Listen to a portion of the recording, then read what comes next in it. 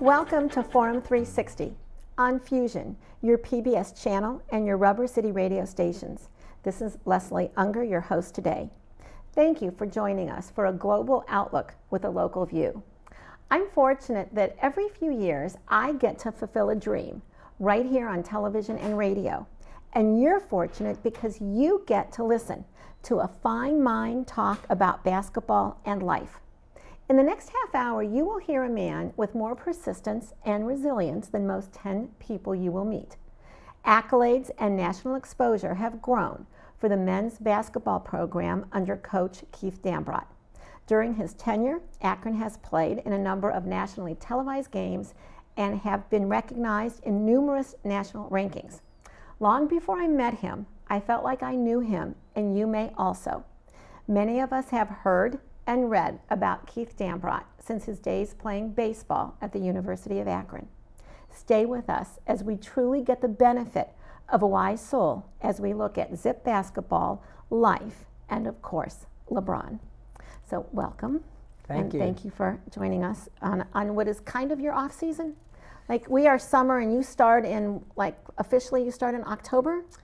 We start much earlier. We have our guys in the summer, but May and June are probably the two best months of the year for us. As far as easiest from a coach's yes, standpoint? From my perspective. So that means what, like 12-hour days instead of 16-hour days? No, we get our time now because we try to revitalize and get ready for the season and make sure that we're prepared for the season, and our recruiting is nonstop. So we still work, but not quite as hard as 12 and 16 hours. Well, that's good.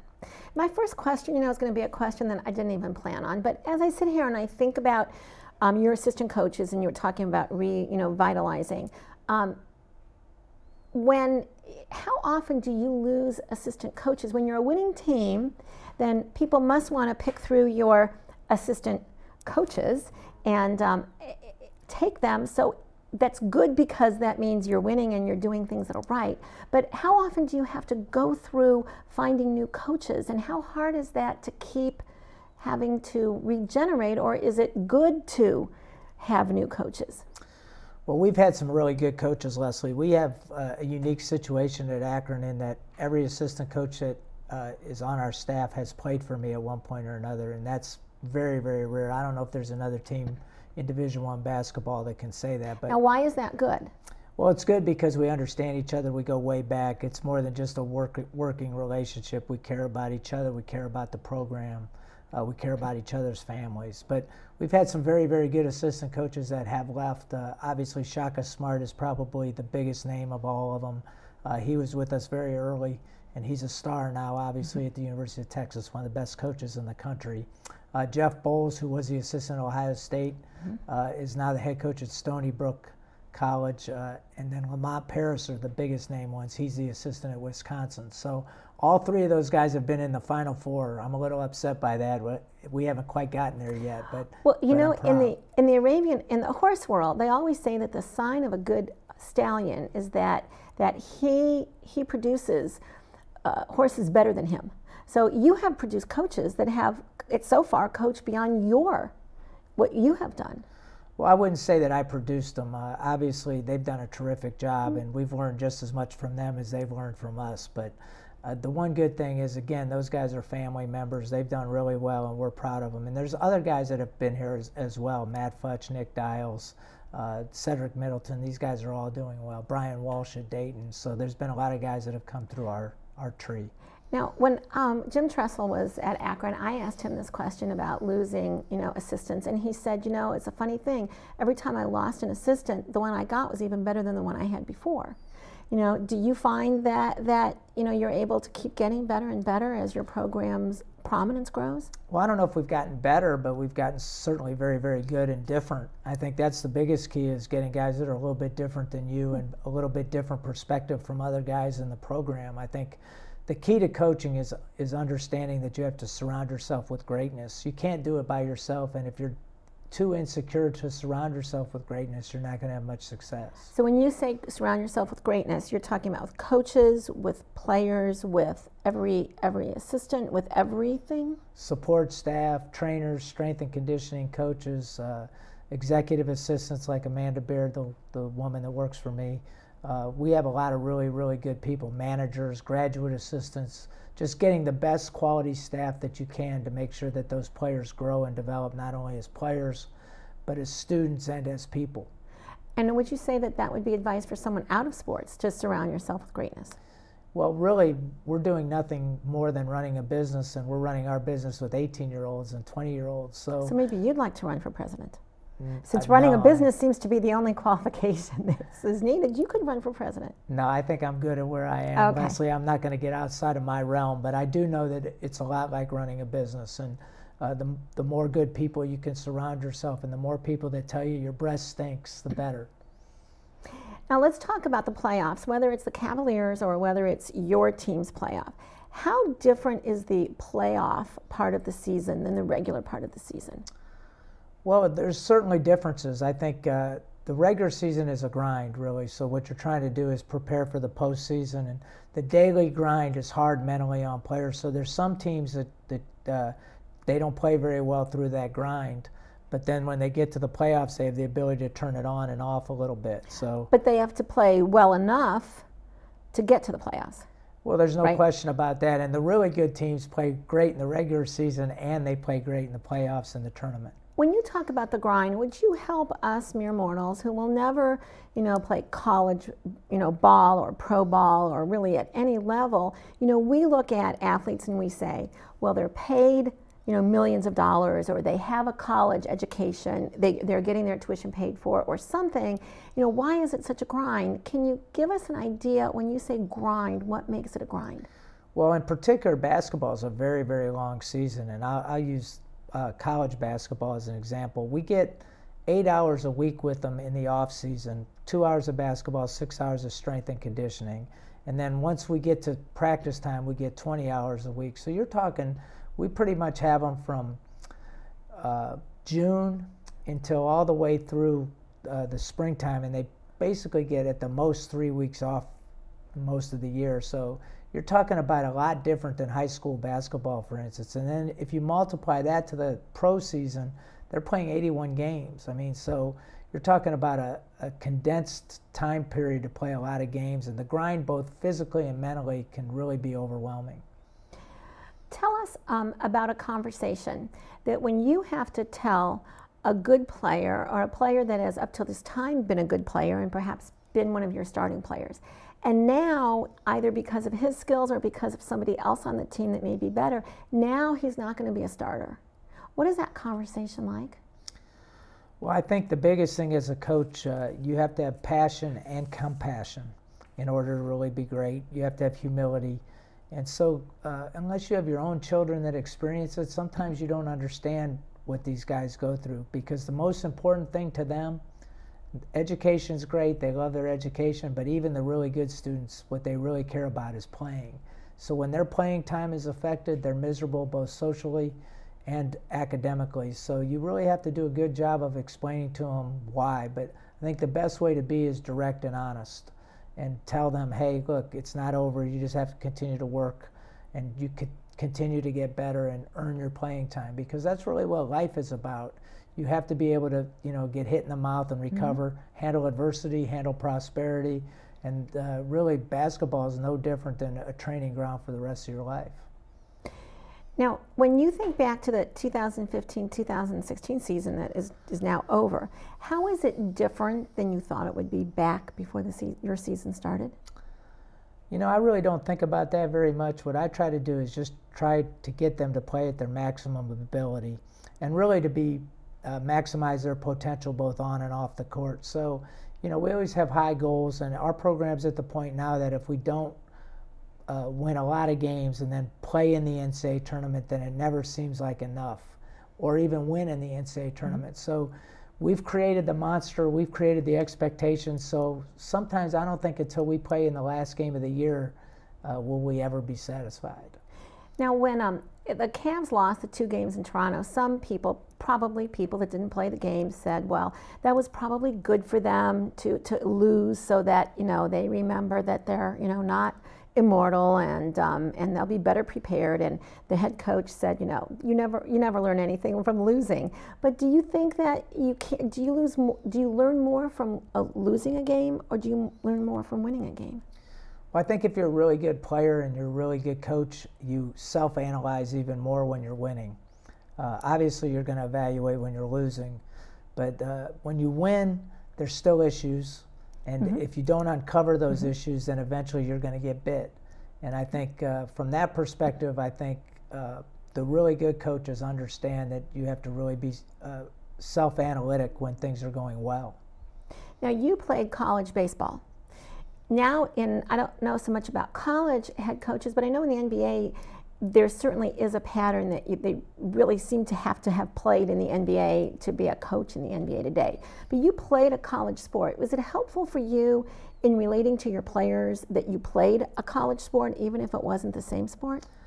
Well, I'm the worst male member of my family when it comes to athletics. I got a lot of my mom's genes, but my dad played at a very high level. He played on the #1 team in the country at Duquesne, played in the national championship game. My uncle was a #1 draft pick, and my son is a high-level soccer player at Akron. So I think it's important that you played.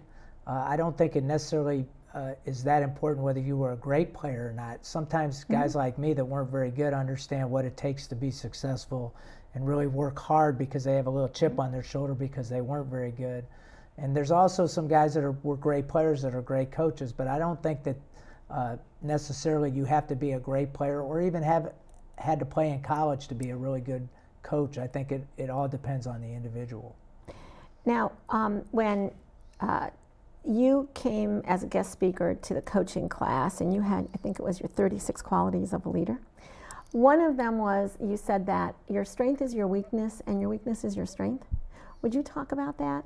Because see, here it is, I think 3 years later, and I still remember that. You have a good memory. I think, again, one of the things that really makes, that has helped me is I'm very direct. So pretty much what you see from me, you're going to get, right?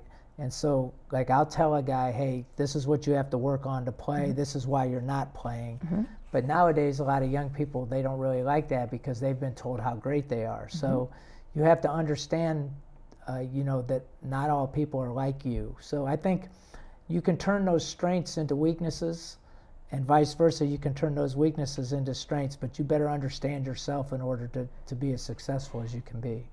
And I would say, as a communication coach, know your audience. That's what you're saying, that being direct is a strength sometimes for you, and then other times, depending on your audience, it could be a weakness. There's no question. I think sometimes you need to massage the beaten horse, and then sometimes that horse that's running pretty well, you need to make sure that you kick pretty good. And I think, again, those are qualities that you can't read in a book. You have to experience, you have to trust your instincts. And I think all the great coaches and all the great leaders and all the great players, they're very, very instinctive. And I think that's the key to all of this. So would you say that again, because that kind of goes counter to what we think of. You're saying when they're doing poorly is when you really need to be positive, and when they're doing well is when you may need to point out some of the negative. There's no question. It's a little counterintuitive, obviously, but I think the other thing is you got to give a little sugar before you give them a little spice. I think, especially with young people today. I was a 25-year-old head coach, so at that time I had a really good feel for how young people thought. So now what I do is I hire young people to work for me so that I still have a pretty good feel as to, how they're thinking. And I think that's the key. This is a relationship business. And really any business is people are not going to work hard for you unless they know you care about them. And you have to know kind of what makes them tick in order to care about them. Today we are fortunate to have a conversation with head men's basketball coach at the University of Akron, Keith Dambrot, who is a huge figure on the landscape of Northeast Ohio. Several years ago, I think you and Campy Russell probably vie for more visits to Forum 360 as a guest than anyone else, okay? Probably 10 or 12 years ago when I first interviewed Campy, he talked about the difference between shooters and scorers. And I've always remembered that shooters were streaky and scorers just figured out how to get points on the board if their long game wasn't there, if this wasn't there, if that wasn't there. Is that a way that you look at things as kind of a shooter, scorer, someone that's streaky or someone that just figures out how to get it done? Well, really, shooters are guys that pretty much play off of other people, right? So they rely on their shooting ability, but they don't create a lot of different avenues to score. So I think J.R. Smith is an example of a guy that really can shoot the ball well, but he's not going to create a lot of opportunities for other people. I think Steph Curry, on the other hand, if you use him as an example, he's a guy that if he's not shooting from the outside very well, he still has the ability to drive the ball to the basket, get some baskets around the rim, and then also the ability to get fouled. So obviously, if you can figure out easy ways to get baskets, and think about the psychology behind that. If you get 3 easy baskets and you miss a couple jump shots, your percentage is still 60%, so you feel pretty good about yourself, so it makes you even a better shooter. Now, with your basketball IQ, we hear a lot about LeBron's basketball IQ, but I'm betting that your basketball IQ is higher than LeBron's basketball IQ. Did you look at Steph Curry? I imagine you checked him out when he was in college. Would you have foreseen, although it pains me to take time to talk about Steph Curry, but would you have foreseen his, quote, greatness, this ability that he has? Did you see that in him as a college player? Well, first let me go back to the comparison between me and LeBron. First off, LeBron's basketball IQ is off the charts. His is a player's IQ, and mine is a coach's IQ. So those are two different things. There's very few players that have ever played this game that has a better basketball IQ than LeBron. As great as he is physically, he's even better mentally. So to answer that, I don't even compare myself to LeBron because there's nobody like LeBron. But as far as Steph Curry, I've always said this, even when I dealt with LeBron, you never know what money, what fame can do to somebody's psyche. And so that's the thing that I'm most proud of LeBron is the fact that despite being as rich as he is and how much money he had and people basically telling him how great he was, he still had that drive to be great. And I think Steph Curry had that chip on his shoulder because he went to Davidson. He didn't go to one of the high majors. Then he didn't have instant success in the NBA, had a lot of injuries. Yes. So now he's got that special chip that makes him want to be great. And you never know. I think it's hard to foresee that in an individual because that's all on the inside. Now, let's say that you were coaching LeBron in an all-star game or some kind of game, and you devised a play. There's 5 seconds left and they're behind by 2, and you devise a play, and you're in the huddle, and LeBron says, no, give me the ball or give someone else the ball or whatever. As you said, because he's playing the game and because of his basketball IQ, I'm sure every situation is different, but would you go with the players? So this is a real life situation you're diagramming for me. So the answer is you have to trust your players, and especially a player of that quality. If he thinks that there's a better way to do things, then you have to listen. Now, not all the time will they be right, and not all the time will I be right. So I think what you do is you decipher the information, you filter it, and then you decide. And you have to be man enough to say, hey, LeBron, that's a great idea, but I think this is a little bit better. Or, hey, LeBron, you have to be secure enough to say, LeBron, hey, that's a great idea, let's do it.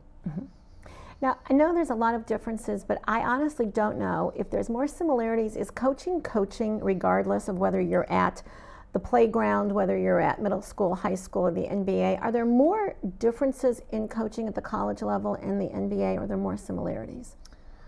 Well, I think it's different. I think obviously you're talking about the greatest players in the world, and the game's a little bit different. Obviously the rules are different. But I think managing people is managing people.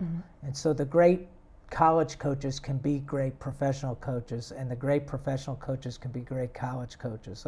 For years the myth's been that the college guys couldn't coach in the NBA, when in reality the reason they weren't successful in the NBA is they got the worst jobs. So Billy Donovan this year, although they didn't beat Golden State, had they beaten Golden State, they came close.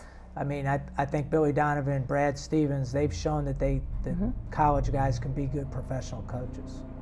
Now, you once said that there was a difference between coaching a good player and a great player, and that some coaches could coach good players, but they all couldn't coach great players. So I find that fascinating. Would you talk a little bit about that difference?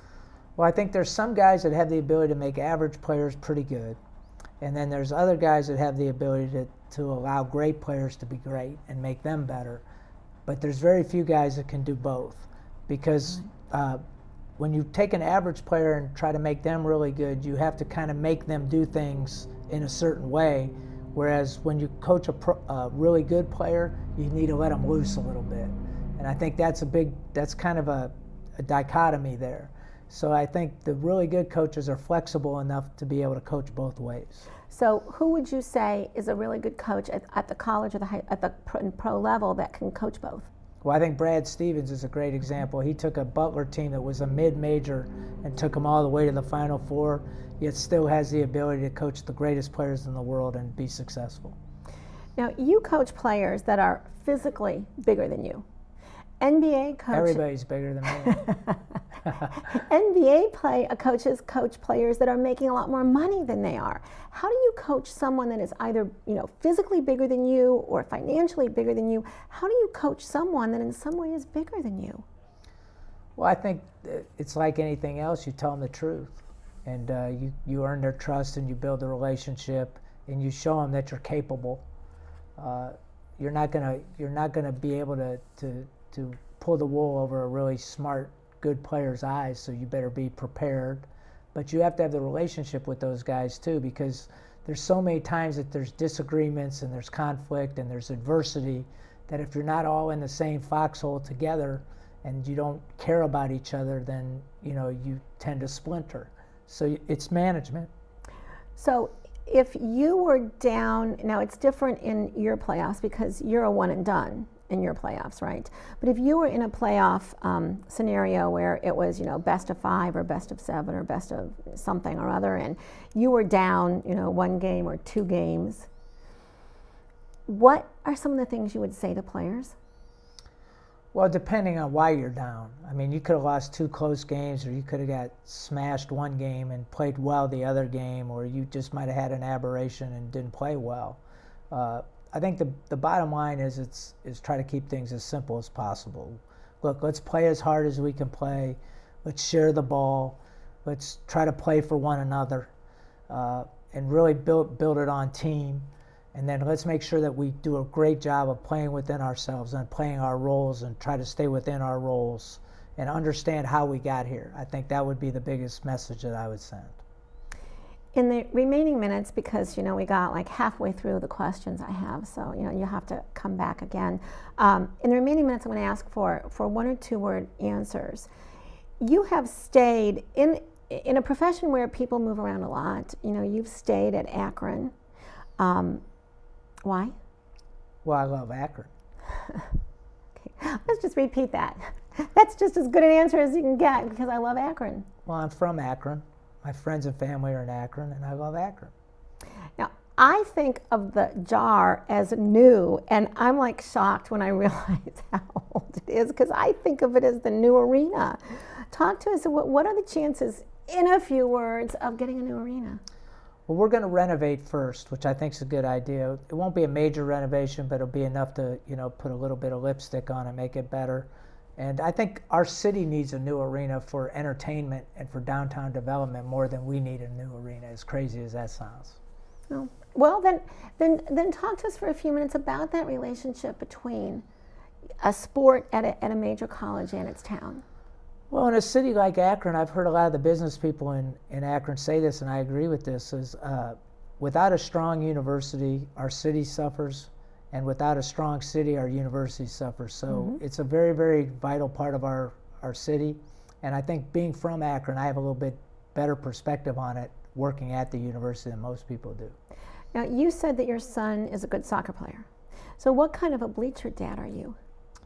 Well, I'll tell you this, it's the easiest thing to do is play, the second easiest thing to do is coach, and the third hardest thing to do is watch your child play at a high level, because you really want them to do well. Mm-hmm. Now, is it different for you, because obviously the coach knows that you're a coach? Is that different for you? Well, I think it's harder for my son.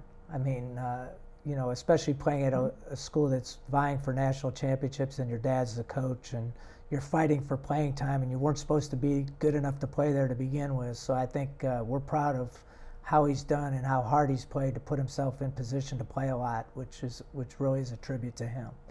Now, when we think of recruiting, us mere mortals that, never really recruited, we think of you being in a living room, with some house and trying to convince the kid and or the parents. So can you give us a 30-second of what you say when you're trying to recruit a kid and or his parents? Well, we have a little spiel that we use. I think one, stability of the program. We've won 21 games for 12 years in a row now, which only 5 schools in the country have done. We have a coach that's going to be here. We have a LeBron James shoe deal, which is important. We're going to play in the postseason. And we have a program that's less risky than most other places that you can go.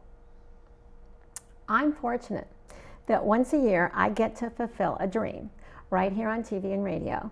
And you are fortunate because you get to listen to a man with more persistence and resilience than most 10 people you will meet.